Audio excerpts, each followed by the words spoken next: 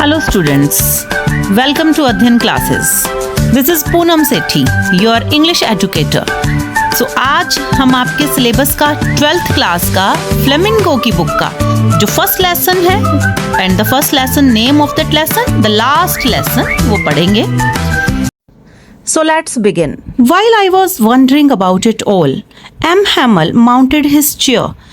तो यहाँ पर जो फ्रेंच है वो ये कह रहा है कि जब मैं ये सब चीज़ें देख रहा था कि स्कूल में एकदम से अनयूजुअल सा एनवायरनमेंट हो चुका है, तो जो हमारा टीचर है M Hamel mounted his chair, वो अपनी चेयर से खड़े होते हैं and in the same grave and the gentle tone which he had used to me, और बिल्कुल उसी गंभीर आवाज़ में जो टीचर जब मैंने क्लास में एंटर किया था तब टीचर ने जिस टोन में मुझसे बात की थी, बिल्कुल वैसे ही टीचर ने बात की अब स्टूडेंट्स के साथ.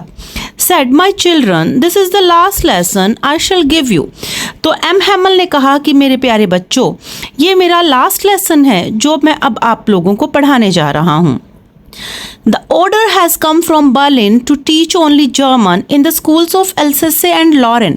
ये बात हमने पहले भी बताई थी कि जो फ्रांस है उसके जो दो एरियाज़ हैं एल्सेसे एंड लॉरेन, जहाँ पर अब जर्मनी का अधिकार हो चुका था, तो वो बोल रहा है कि बर्लिन से अब ऑर्डर आ चुका है कि इन स्कूल्स में अब वहाँ पर फ्रेंच लैंग्वेज नहीं पढ़ाई जाएगी और अब वहाँ पर जर्मन वुड बी टॉट, वहाँ पर अब जर्मन पढ़ाई जाएगी. The new master comes tomorrow, जो नया टीचर है वो अब कल आ जाएगा, क्योंकि जो एम हैमल हैं वो सिर्फ फ्रेंच लैंग्वेज के टीचर हैं, उन्हें जर्मन लैंग्वेज नहीं आती है, तो उनकी जगह पर अब नया जो टीचर है वो कल आएगा. This is your last French lesson, I want you to be very attentive. तो ये आपका लास्ट फ्रेंच लेसन है और मैं चाहता हूँ कि आप सब अटेंटिव रहें, ध्यान से सुने. What a thunder clap these words were to me. अब ये बात सुनकर जो फ्रेंच है वो कह रहा है कि एकदम से मेरे पर तो जैसे हजारों बिजलियां ही गिर गई. Oh the wretches that was that what they had put up at the town hall. तो वो कहता है ओ, इसका मतलब जो वहाँ टाउन हॉल में इतना क्राउड था, वहाँ पर जो बुलेटिन बोर्ड पर जो न्यूज़ थी वो ये थी कि बर्लिन से ऑर्डर निकला है.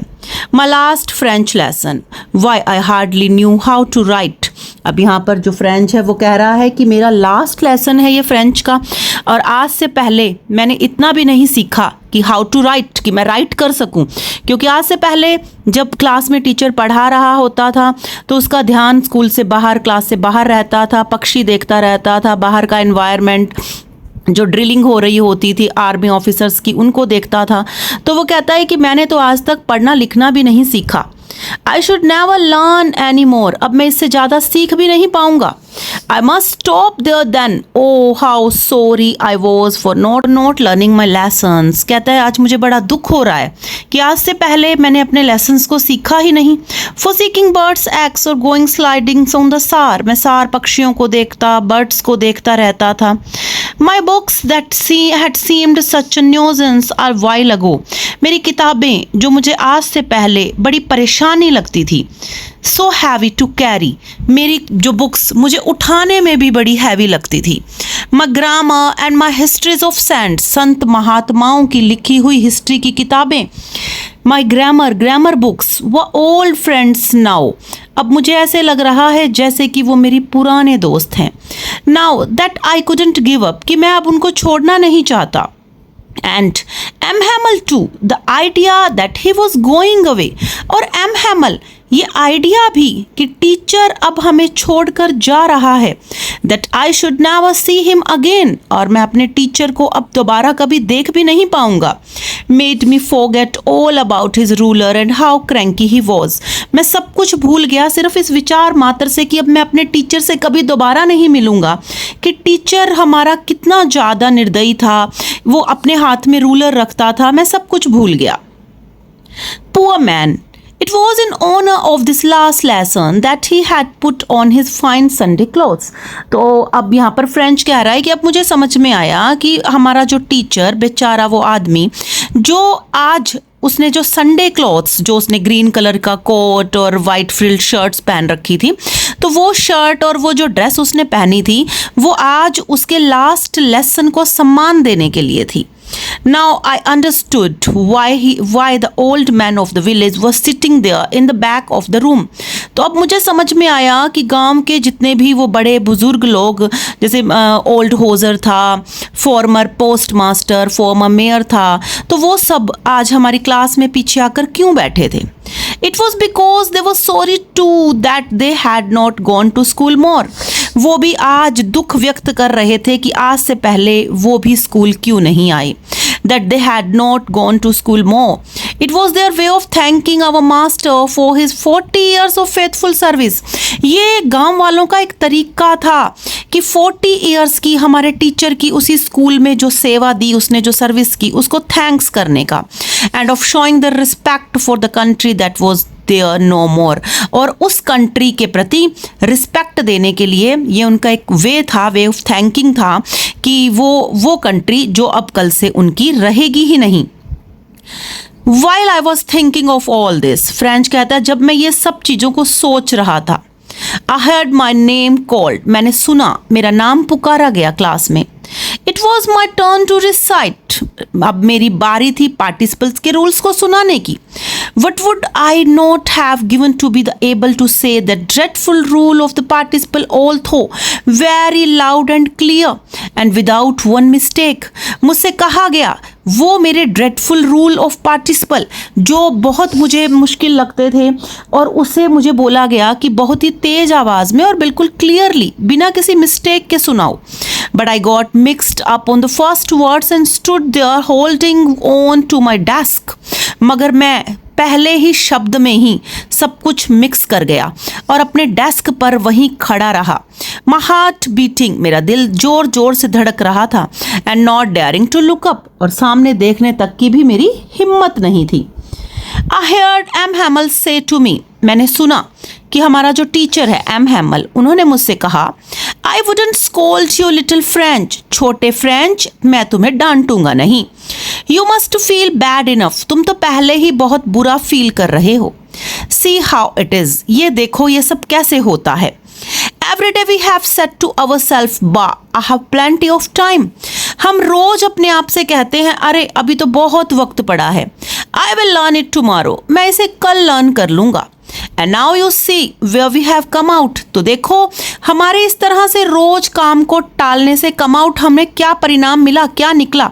हम रोज ये सोचते हैं कि आज नहीं पढ़ते, कल पढ़ लेंगे, अभी तो एग्जाम में बहुत टाइम पड़ा है. मगर करते करते करते एक ऐसा टाइम आता है जब फाइनल एग्जाम का टाइम आ जाता है, और फिर उस वक्त पछताते रह जाते हैं कि पूरा साल हमने ऐसे ही निकाल दिया. तो फ्रेंच के साथ भी कुछ ऐसा ही हुआ. वो क्लास में आता, पढ़ता नहीं था, ध्यान नहीं देता था, और आज फ्रेंच लैंग्वेज ही वहाँ से जा रही है, और उसने ये भी नहीं सीखा कि इस लैंग्वेज को वो लिखे भी कैसे. That's a great trouble with Alsace. तो यहाँ पर उसके टीचर ने बोला कि देखो एल्सेसे में, एल्सेसे के स्कूल्स में देखो आज कितनी बड़ी प्रॉब्लम आ गई है. She puts of learning till tomorrow. अब यहाँ से हमें ये लर्निंग जो है ये कल तक ख़त्म हो जाएगी, फ्रेंच लैंग्वेज ही. Now those fellow out there will have the right to say to you. अब तुम्हारे ही देश के लोगों को ये राइट होगा, ये अधिकार होगा, वो तुमसे ये कह पाएंगे, how is it you pretend to be French man, कि तुम दिखावा करते हो कि तुम एक फ्रेंच मैन है, एक फ्रांस के आदमी हो, and yet you can neither speak nor write your own language, और तुम्हें अपने ही देश की लैंग्वेज को ना लिखना आता है ना बोलना आता है. But you are not the worst, poor little French. We have all a great deal to reproach ourselves. तो टीचर ने कहा कि यहाँ पर जो है सिर्फ इसमें तुम्हारी ही गलती नहीं है, इसमें हम सब की भी गलती है. Your parents were not anxious enough to have you learn.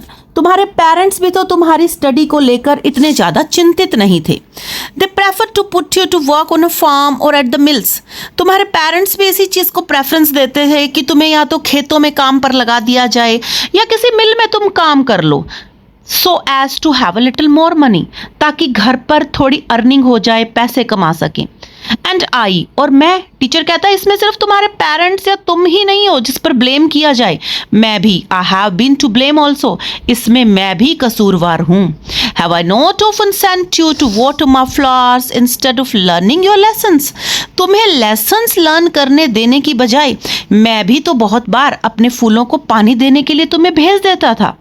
And when I wanted to go fishing, और जब जब मेरा मन करता था फिशिंग करने का, did I not just give you a holiday, क्या उस वक्त भी मैं तुम लोगों की छुट्टी नहीं कर देता था? तो टीचर कहता है मैं भी बहुत ज़्यादा अटेंटिव नहीं था, तुम्हारी स्टडी को लेकर सीरियस नहीं था, मैंने ढील दी, जिसकी वजह से आज तुम खुद की लैंग्वेज को सीख भी नहीं पाए। Then from one thing to another, तो इस तरह से एक चीज से दूसरी चीज से, M Hamel went on to talk of the French language. M Hamel French language के बारे में बात करने लगे। तो वेरी वेरी इंपॉर्टेंट क्वेश्चन कि फ्रेंच लैंग्वेज के बारे में यहाँ पर एम हैमल ने क्या कहा है, उन्होंने कैसे उसको अप्रिशिएट किया है।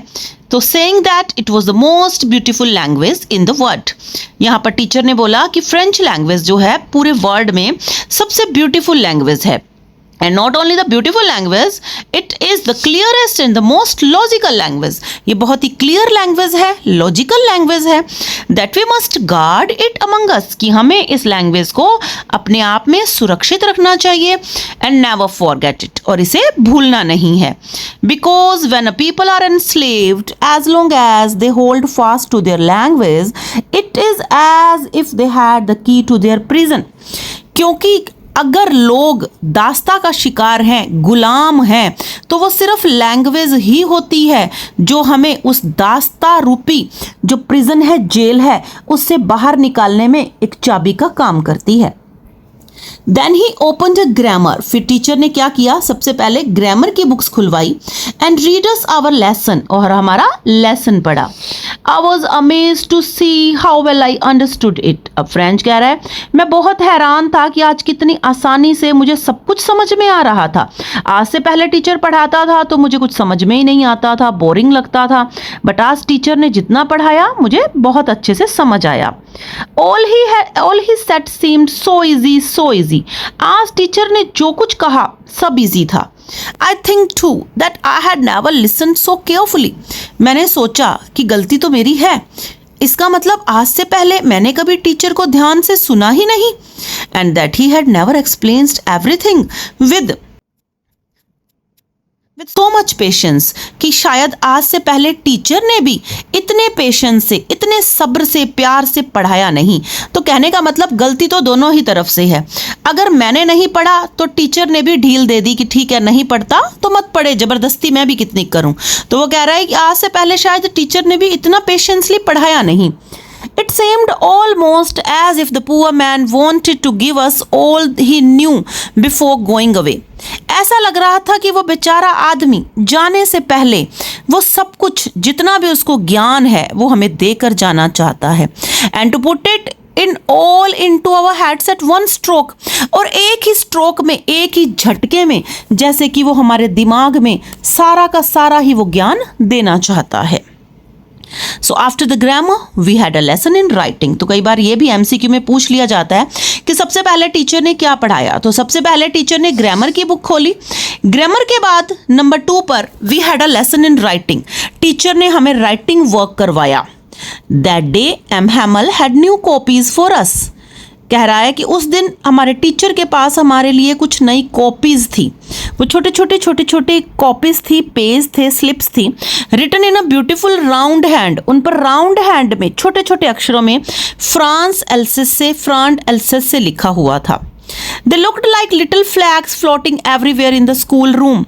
ये छोटे छोटे स्लिप्स, ये छोटी छोटी कॉपीज ऐसे लग रही थी जैसे छोटे छोटे फ्लैग्स, झंडे हों और हमारे स्कूल में, स्कूल के रूम में हर जगह जैसे फ्लोट कर रहे हों। Hung from the rod at the top of our desks, हमारे हर बच्चे के, हर स्टूडेंट के डेस्क के ऊपर, एक छोटे छोटे रोड के ऊपर वो छोटे छोटे जो कॉपीज हैं जिस पर फ्रांस एल्सेस से राउंड राउंड हैंड्स में लिखा हुआ था उसको लगाया गया। You ought to have seen how everyone set to work.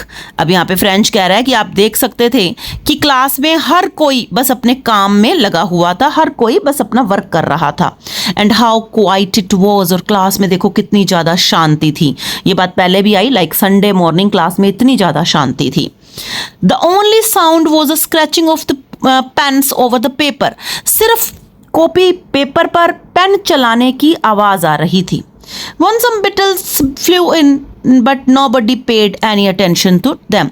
कुछ मक्खियाँ थी क्लास में, वो भिनभिना रही थी मगर किसी ने भी उनकी तरफ ध्यान भी नहीं दिया। not even the littlest ones who worked right on tracing their fish hooks as if that was French too. तो जिस तरह से अगर एक इंसान मछली पकड़ने जाता है तो उसका पूरा ध्यान फिश के हुक पर होता है, तो कह रहे हैं सभी के सभी स्टूडेंट्स का ध्यान सिर्फ अपनी पेपर और पेन पर ही था. On the roof of the pigeons cooed very low. कहते हैं स्कूल रूम की जो छत थी वहां पर कुछ पिजन्स थे, कुछ कबूतर थे, वो धीरे धीरे आवाज में कू कू कर रहे थे. And I thought to myself, friends ने कहा, मैंने सोचा, will they make them sing in German even the pigeons. क्या ये बर्लिन, ये जर्मनी के लोग, क्या फ्रांस में रहने वाले पिजन्स को भी अब जर्मन लैंग्वेज में गाना सिखाएंगे? When I looked up from my writing, I saw M. Hamel sitting motionless in his chair. कहता जब मैंने अपना राइटिंग का वर्क कंप्लीट किया और मैंने देखा सामने, तो मैंने देखा कि जो हमारा टीचर है वो मोशनलेस होकर बिना हिले डुले अपनी चेयर पर बैठा है. And gazing first at one thing then at another. और फिर क्लासरूम की हर एक चीज को घूरे जा रहा है. As if wanted to fix in his mind just how everything looked in that little school room. Fancy. कहता है ऐसे लगता है जैसे कि क्लासरूम की हर एक चीज को वो अपने माइंड में सेट करके जाना चाहता है कि वो हमेशा उसके माइंड में याद रहे उसको, जैसे स्कूल में उस क्लासरूम में वो चीजें पड़ी हैं. Fancy for 40 years he had been there in the same place. कहता है हैरान कर देने वाली बात, 40 सालों से ये टीचर एक ही स्कूल में यहीं पढ़ा रहा है. With his garden outside the window. Window से बाहर उसका गार्डन भी है. And his class in front of him just like that. और जैसे कि हम लोग जो उसकी क्लास थे वो उसके सामने बैठे थे. Only the desks and benches had been worn smooth. The walnut trees in the garden were taller. जो बेंच हैं, जो डेस्क हैं, वो स्मूथ हो चुके हैं. वॉलनट बाहर अखरोट का पेड़ लगा हुआ है जो बहुत गार्डन में जो लगा हुआ है बहुत लंबा हो चुका है. And the hope wine that he had planted himself. और अंगूरों की वो बेल होप वाइन जिसे उसने खुद लगाया था, twined about the windows to the roof. Roof तक पहुंच चुकी है. स्कूल रूम की जो विंडो है वहां से होती हुई ऊपर छत तक पहुंच चुकी है. How it must have broken his heart to leave it all. इन सब चीजों को छोड़कर जाने में आज टीचर का दिल कितना दुख रहा होगा. Poor man, to hear his sister moving about in the room above. ऊपर अब जो क्लासरूम है ऊपर वहाँ पर छत पर जो रूम बना हुआ है जिसमें जो एम हैमल टीचर है वो अपनी सिस्टर के साथ वहीं रहता है, तो वहाँ उसकी सिस्टर की कुछ सामान वगैरह को मूव करने की आवाज़ें ऊपर से आ रही हैं. पैकिंग देयर ट्रंक्स, क्योंकि जो उसकी सिस्टर है वो ट्रंक्स की पैकिंग कर रही है, संदूक पैक कर रही है. For they must leave the country next day, क्योंकि अगले ही दिन उनको अब देश छोड़कर जाना है. But he had the courage to hear every lesson to the very last. मगर टीचर में अभी भी इतनी करेज है कि वो अपने लास्ट लेसन को बड़ा पेशेंसली जो है वो पढ़ा रहा है. After the writing we had the lesson in history. अब राइटिंग के बाद हमें जो है हिस्ट्री का लेसन मिला करने को. तो सबसे पहले उसने ग्रामर पढ़ाई, फिर राइटिंग का वर्क करवाया और लास्ट में फिर उसने हिस्ट्री पढ़ाई. And then the babies chanted their ba be bi bo bu. और जो छोटे छोटे बच्चे हैं उन्होंने अपनी जो पोयम है बा बी उसको चैंट किया. Down there at the back of the room old Hauser had put his own spectacles. अब जो पीछे ओल्ड होजर बैठे हैं उन्होंने अपना चश्मा लगाया. Holding his primer in both hands. दोनों हाथों में अपना प्राइमर, वो जो बच्चों का कायदा है, उसको पकड़ा. Spell the letter with them. और बच्चों के साथ साथ उस कायदे, उस प्राइमर से लेटर्स को स्पेल किया. You could see that he too was crying. आप देख सकते थे ओल्ड होजर भी रो रहे थे. His voice trembled with emotions. उनकी आवाज में इमोशंस नजर आ रहे थे और उसकी वजह से उनकी जो वॉइस थी वो कांप रही थी. It was so funny to hear him that we all wanted to laugh and cry. ये जो सीन था ये इतना फनी लग रहा था कि हम जो है खुद भी रो भी रहे थे और हंस भी रहे थे. How well I remember it was that last lesson. कहता है मुझे आज भी मेरा वो लास्ट लेसन कितने अच्छे से याद है. All at once the church clock struck 12, उसी वक्त देखिए वहाँ पर जो चर्च है वहाँ पर 12 बजे का घंटा बज गया. Then he Angelus at the same moment the trumpets of the Prussians returning from drill sounded under our windows. तो वो जो प्रूशियन सोल्जर्स थे जो वहाँ ओपन फील्ड्स में ड्रिलिंग कर रहे थे 12 बजे के टाइम पर वो भी अब अपने वापस आ रहे थे और उनके पैरों की जो आवाज़ है रिटर्न करने की साउंड्स जो हैं वो हमारी क्लासरूम की विंडो से अंदर आ रही थी. M Hamel stood up, teacher खड़ा होता है. वेरी पेल, टीचर जो है हमारा काफ़ी पीला पड़ गया है. इन हिज चेयर, अपनी चेयर से खड़ा हो रहा है. I never saw him look so tall, आज से पहले मैंने अपने टीचर को इतना टॉल नहीं देखा. My friend said he, I, teacher ने बोलना शुरू किया, कहते my friends, but I something choked him, उसके गले में जैसे कुछ रुक गया. He could not go on, वो आगे बोल नहीं पा रहा था. Then he turn to the blackboard, फिर जो टीचर है वो बोर्ड की तरफ मुड़ता है. Took a piece of chalk, उसने एक चौक का टुकड़ा उठाया. And bearing in on with all his might, और अपनी पूरी पावर के साथ he wrote as large as he could, वो ब्लैक बोर्ड पर जितना बड़े बड़े शब्दों में लिख सकता था उसने लिखा. वाइव ला फ्रांस, वाइव ला फ्रांस मतलब फ्रांस जो है वो हमेशा अमर रहे. देन ही स्टॉप्ड, तब टीचर रुका. And leaned his head against the wall, और दीवार पर उसने अपना सिर लगा दिया. एंड विदाउट अ वर्ड, और बिना एक शब्द कहे, he made a gesture to us with his hand, अपने हाथ से बोर्ड की तरफ इशारा कर दिया उसने कि school is dismissed, you may go. School अब डिसमिस हो रहा है, खत्म हो रहा है, अब आप जा सकते हैं. I hope this lesson helped you understand the chapter with clarity. If you found this video useful, don't forget to like, share and subscribe to Adhyan Classes. Press the bell icon so you never miss a new lesson. If you have any questions, leave them in the comments. I will be happy to help. Until next time, keep learning, keep growing, padho, samjho and badho.